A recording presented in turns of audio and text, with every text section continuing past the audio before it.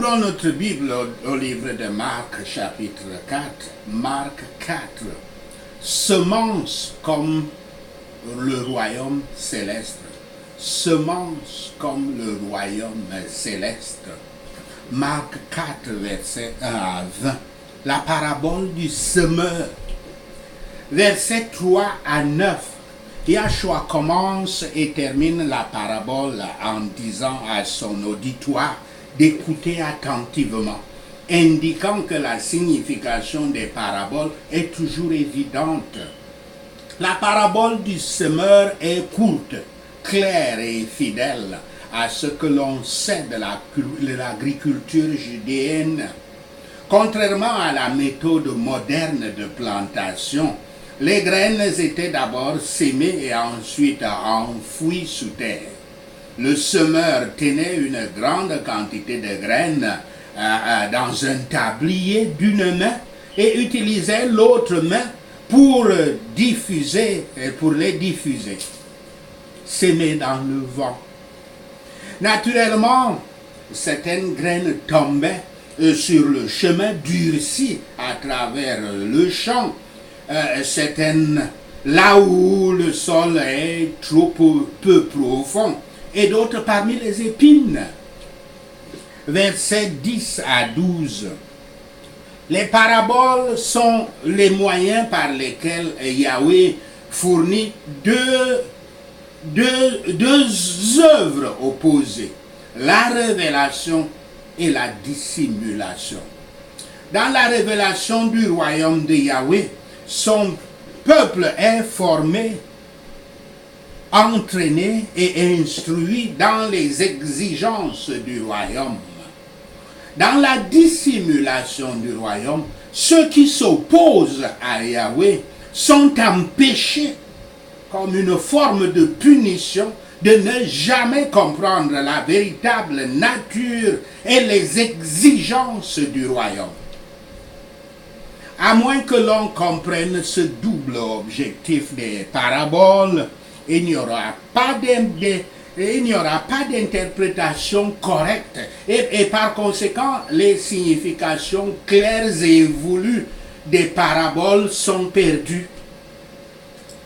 Ne soyez pas surpris que certaines personnes ne comprennent jamais la parole que vous leur prêchez, quels que soient tous vos efforts, car ils sont sûrement ceux dont le prophète parle dans Ésaïe 6, verset 9 à 10, qui dit « Ils ont des oreilles, mais ils ne comprennent pas, et ils ont des yeux, mais ne voient pas, ils ont des cœurs, mais n'entendent pas. » Verset 13 à 20. L'explication par Yahshua de la parabole fournit une perspicacité surprenante. Le symbolisme du semeur n'est pas expliqué, mais le contexte indique qu'il est Yahshua.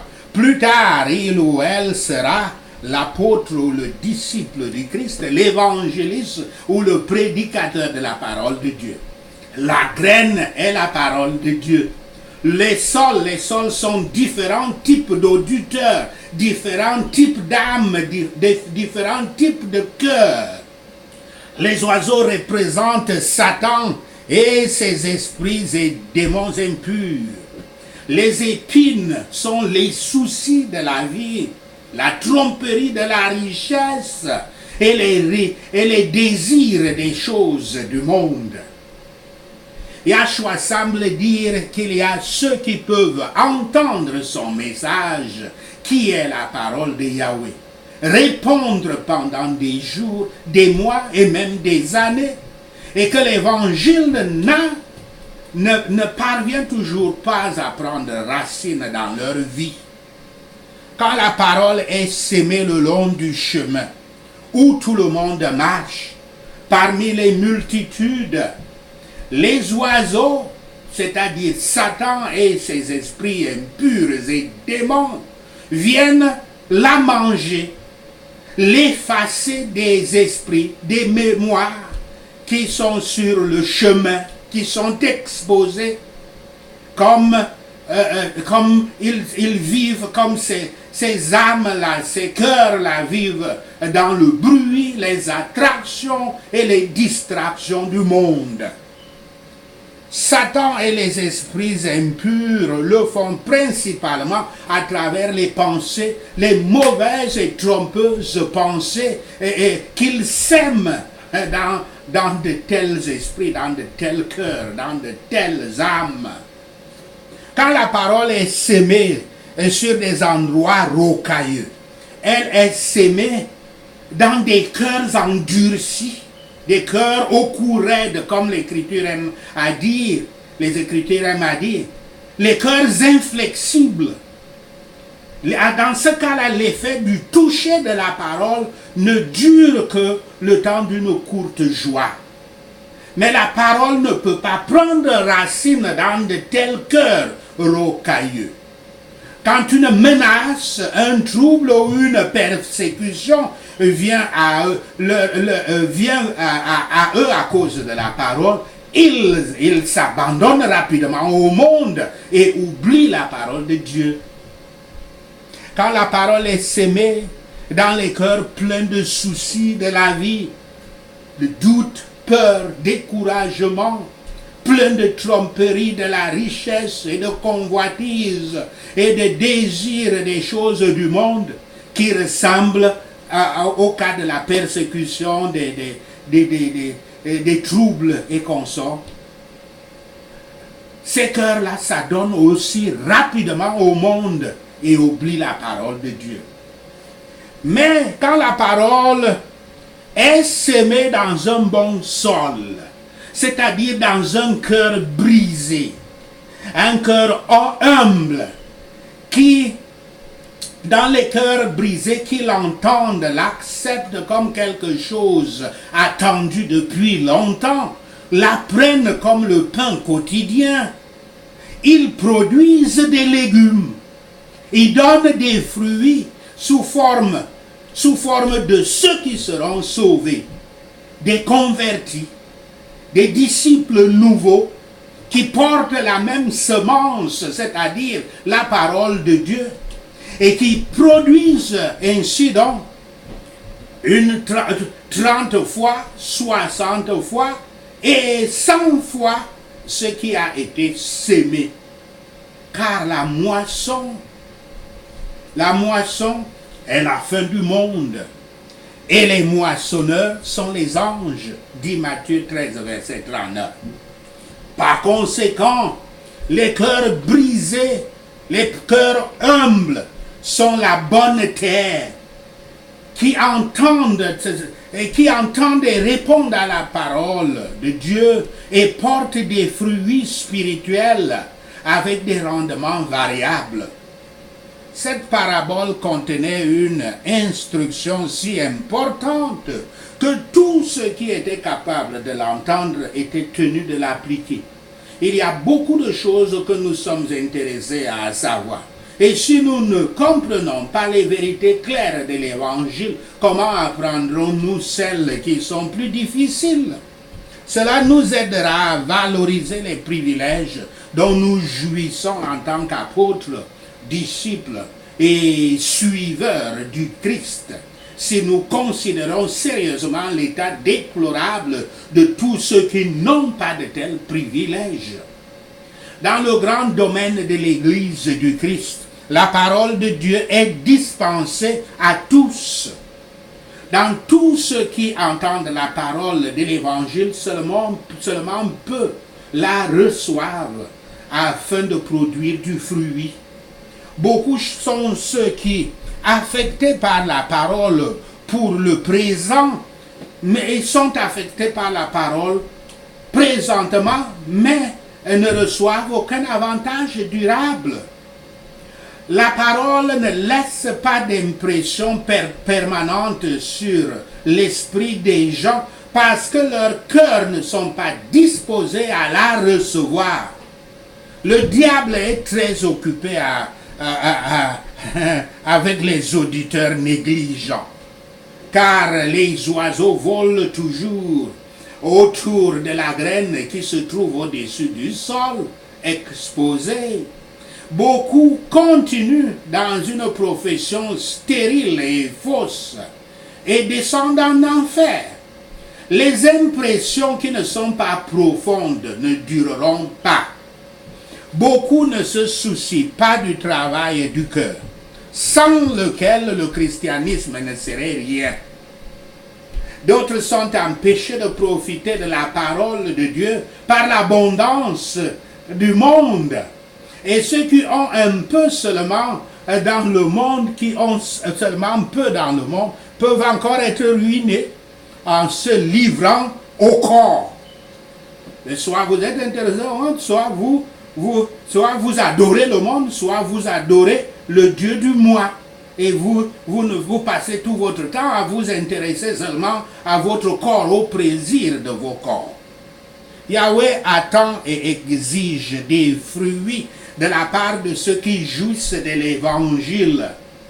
Un tempérament et des grâces du disciple du Christ exercés quotidiennement. Les devoirs du disciple du Christ dûment accomplis.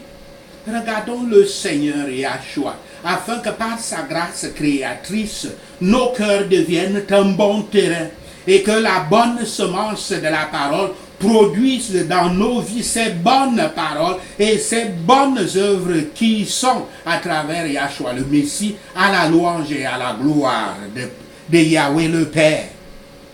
Marc 4, versets 21 à 34, d'autres paraboles. Versets 26 à 29. Le but de cette parabole est que les disciples travaillent à semer la semence de l'évangile. Le résultat final est le travail de Yahweh. Les semeurs, c'est-à-dire les apôtres, les disciples et les ministres du Christ, ne sont pas responsables du cœur des gens auxquels ils prêchent la parole, ni ne peuvent changer d'autres personnes, en particulier les cœurs qu'ils prêchent. Tout ce qu'ils peuvent faire, c'est de jeter, de s'aimer à tout vent, en particulier au cœur qu'ils prêchent. En particulier au cœur qu'il prêche. Je voulais dire de s'aimer à tout vent la semence de l'évangile. Le résultat final est le travail de Yahweh.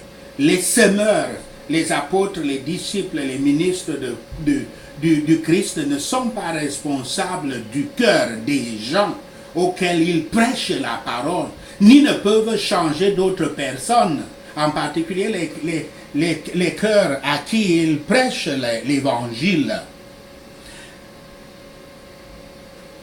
Tout ce qu'ils peuvent faire, et c'est ça que nous faisons, c'est de jeter la graine et faire confiance à Yahweh pour de bons résultats.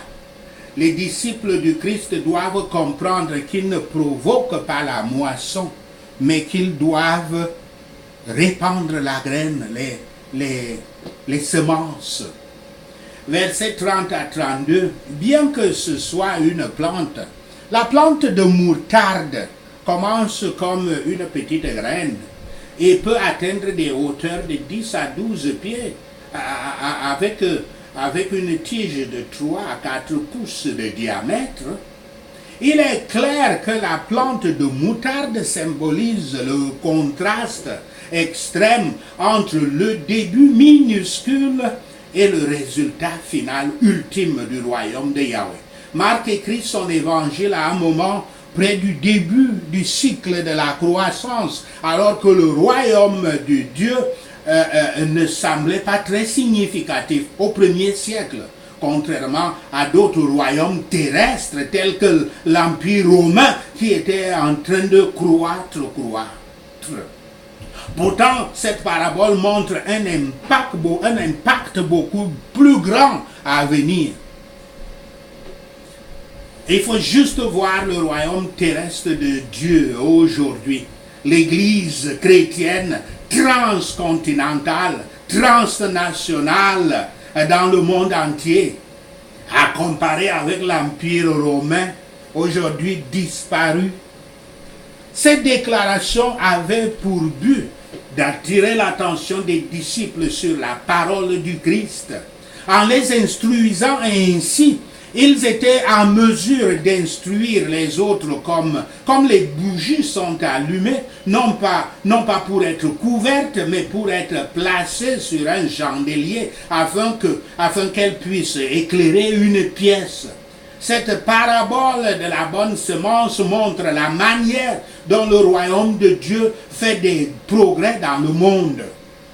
Que la parole du Christ est seulement la place qu'elle doit avoir dans une âme, et elle se montrera dans une bonne et elle va apparaître dans une bonne conversation. C'est pour ça, absorbez la parole de Dieu, absorbez-la. Elle sera sur vos lèvres, même de manière inconsciente. Elle pousse graduellement, d'abord une lame, ensuite une oreille, après cela, le plein maïs dans l'oreille du maïs. Quand il est levé, il ira de l'avant. L'œuvre de la grâce dans l'âme n'est d'abord que les jours de petites choses. Pourtant, elle a des produits puissants, même maintenant, alors qu'elle est encore dans sa croissance. Mais qu'y aura-t-il quand elle sera parfaite au ciel? Matthieu 4, verset 35 à 41. Le Christ apaise la tempête. La plupart des miracles enregistrés de Yahshua étaient des guérisons et des expulsions de démons.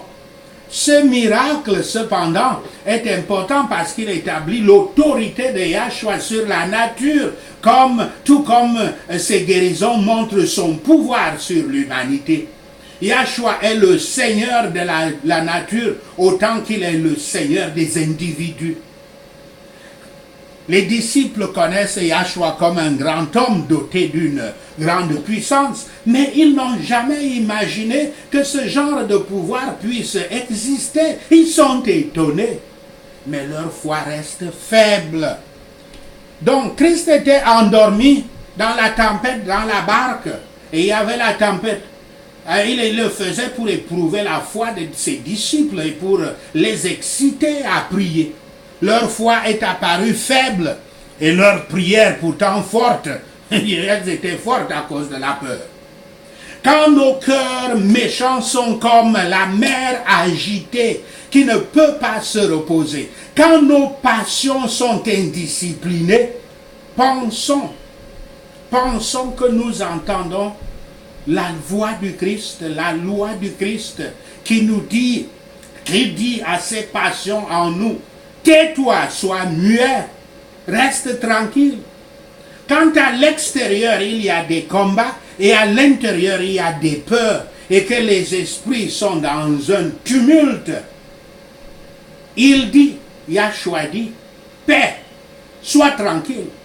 Et il y a un grand calme à la fois dans l'être humain. Pourquoi avez-vous si peur? Bien qu'il puisse y avoir une cause de peur, mais pas pour une telle peur. Ceux qui peuvent avoir une pensée telle que celle de Yahshua et ne pas se soucier du peuple du fait que le peuple de Yahshua périsse, devraient suspecter leur foi. Comme le meilleur des saints est donc imparfait, la foi et la peur prennent leur tour pendant que nous sommes dans ce monde. Mais avant longtemps, la peur sera vaincue et la foi sera perdue, ne sera plus perdue de vue. Sachez ceci, et le Seigneur Yahweh vous bénira. Prenons ces points de prière. Prions Marc 4. Comme un fermier dispersait la graine, certaines tombèrent le long du chemin et les oiseaux vinrent les manger au nom de Yahshua le Messie. Comme la parole est sémée parmi la multitude, Satan et les démons viennent et les faces des esprits qui vivent dans le bruit, les attractions et les distractions au nom de Yahshua le Messie. Certaines graines sont tombées sur des endroits rocailleux où il n'y avait pas beaucoup de terre. Elles se sont levées rapidement parce que le sol était peu profond au nom de Yahshua le Messie. Mais quand le soleil s'est levé, les plantes ont été brûlées et elles se sont fanées parce qu'elles n'avaient pas de racines au nom de Yahshua le Messie. Quand la parole est sémée dans les cœurs endurcis, l'effet de son toucher ne dure que le temps d'une courte joie. Mais elle ne peut pas prendre racine dans de tels cœurs rocheux, rocailleux, au nom de Yahshua le Messie. Quand des menaces, des problèmes ou de la persécution viennent sur eux à cause de la parole, ils s'abandonnent rapidement au monde et oublient la parole de Dieu au nom de Yahshua le Messie. Une autre semence tomba parmi les épines qui poussèrent et obstruèrent les plantes de sorte qu'elles ne portèrent pas de grain au nom de Yahshua le Messie. Quand la parole est sémée dans des cœurs pleins de soucis de la vie, de la tromperie, de la richesse et des désirs des choses du monde, ils s'abandonnent rapidement au monde et oublient la parole de Dieu au nom de Yahshua le Messie. D'autres graines sont tombées sur un bon sol. Elles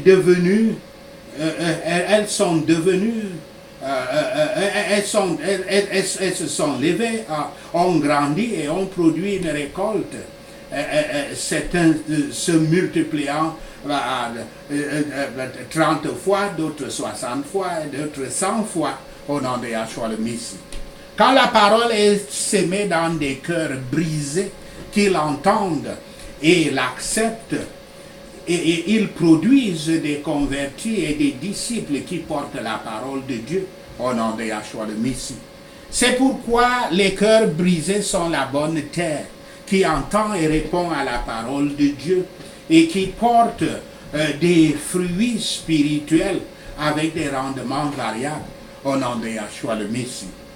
Le secret du royaume de Dieu a été donné aux disciples du Christ, mais pour ceux qui sont à l'extérieur, tout est dit en parabole au nom de Yahshua le Messie, afin que les incroyants puissent voir, mais ne jamais percevoir, et jamais entendre, et entendre, mais ne jamais comprendre.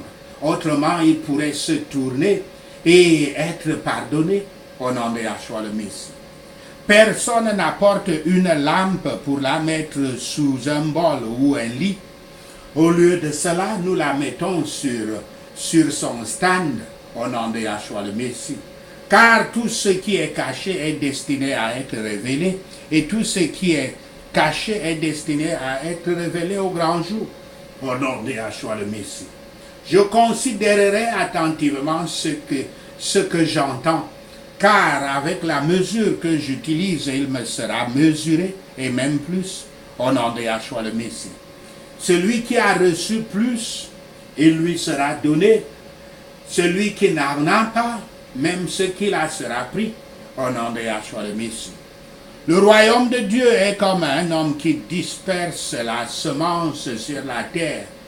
Nuit et jour, pendant qu'il dort ou se lève, la graine germe et pousse, sans savoir comment, au nom de Yahshua le Messie. À lui seul, le sol produit du grain, d'abord la tige, puis la tête, puis le noyau complet, l'épi complet dans la tige, au nom de Yahshua le Messie. Dès que le grain est mûr, elle lui remet la faucille, parce que la moisson est venue, au nom de Yahshua le Messie. Mon devoir est de semer la semence de l'évangile, mais le résultat final est l'œuvre de Yahweh, au nom de Yahshua le Messie. En tant que semeur, apôtre ou disciple du Christ, je ne suis pas responsable des cœurs des personnes à qui je prêche la parole, ni je ne peux changer les autres au nom de Yahshua le Messie. Tout ce que je peux faire, c'est diffuser la semence de l'évangile et faire confiance à Yahweh pour le résultat au nom de Yahshua le Messie. Je comprends très bien que je ne cause pas la moisson, mais je dois répandre la graine au nom de Yahshua le Messie. Le royaume de Dieu est comme une graine de moutarde, qui est la plus petite de toutes les graines sur la terre, au nom de Yahshua le Messie. Mais quand elle est plantée, elle pousse et devient la plus grande de toutes les plantes du jardin, avec des branches tellement grandes que les oiseaux peuvent se percher dans son ombre.